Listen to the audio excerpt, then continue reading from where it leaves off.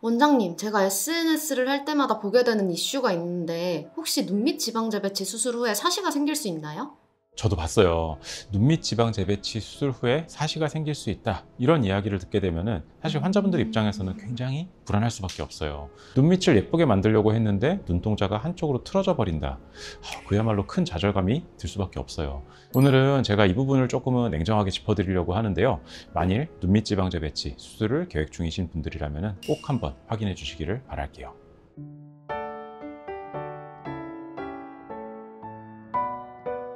사실 눈밑 지방 재배치 수술 후에 사시가 생기는 경우는 굉장히 드뭅니다. 눈밑 지방 재배치라는 수술 자체가 워낙에 많이 시행되고 있는 흔한 수술이 되었다 보니까 전체 케이스 중에서 사시가 합병증으로 나타나는 경우는 극히 일부라고 보시면 될 것 같은데요.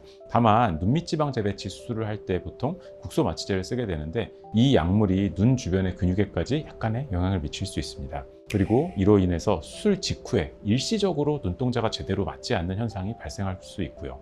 이러한 경우는 마취가 풀리면서 자연스럽게 회복되기 때문에 크게 걱정할 필요는 없는데요. 다만 눈밑 지방과 가까이 있는 근육이 수술 과정에서 자극을 받게 되면 일시적으로 눈동자의 움직임이 둔해질 수가 있어요. 물론 이러한 경우도 보통은 한 달 정도 경과가 지나감에 따라서 자연스럽게 호전되는 경우가 대부분입니다.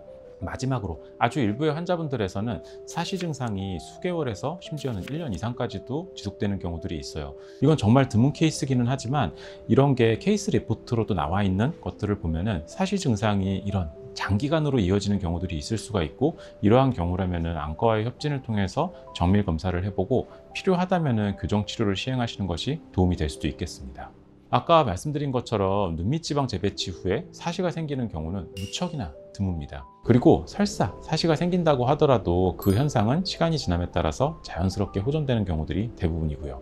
하지만 사시가 호전되기까지는 짧은 시간이 필요한 경우도, 반대로 긴 시간이 필요한 경우도 있습니다. 그리고 사시가 남아있는 동안은 환자분들이 견뎌야 하는 스트레스가 이루 말할 수가 없죠. 그렇기 때문에 처음부터 최대한 사시가 발생하지 않게끔 하는 것이 중요한데요. 특히 상담 과정에서 환자분들에게 조금이라도 사시 증상이 있는지를 확인을 해야 됩니다. 평소에 시선이 조금 풀린다든가, 피곤할 때 시선이 약간 어긋난다든가, 혹은 복시 경험이 있는지, 이러한 부분들을 직접 묻고 체크하는 것이 좋은데요. 그 다음에는 안구의 움직임과 근육 상태 역시 꼼꼼하게 체크해야 합니다. 이때는 눈이 윗부분, 아랫부분, 좌우로 제대로 움직이는지, 특정 방향에서의 제한은 없는지 파악하는 것도 도움이 됩니다. 그리고 이러한 과정에서 조금이라도 이상이 있다면 수술 계획을 조정하는 것이 바람직하겠죠. 수술에 들어가서는 더욱더 신중해야 합니다. 이때는 눈 밑에 해부학적인 구조를 손상시키지 않는 것이 가장 중요한데요. 특히 지방을 다루는 과정에서 그 주변 근육을 과도하게 건드리면 안 되고, 보이는 범위 내에서만 자연스럽게 섬세하게 교정하는 것이 바람직합니다.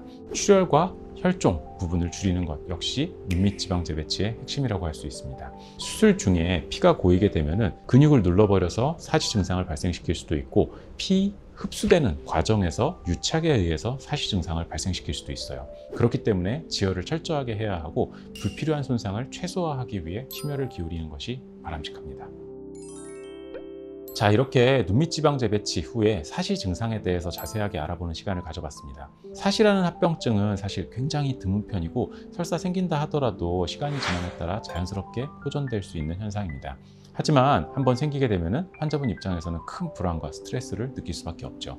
그렇기 때문에 장점만 보고 수술을 선택하기보다는 혹시라도 일어날 수 있는 합병증까지 고려해서 의료진과 상담을 진행하는 것이 바람직하겠습니다. 오늘의 영상이 여러분들에게 도움이 되었기를 바라면서 이만 마치도록 하겠습니다. 추가로 궁금한 점이 있다면 댓글로 남겨주세요.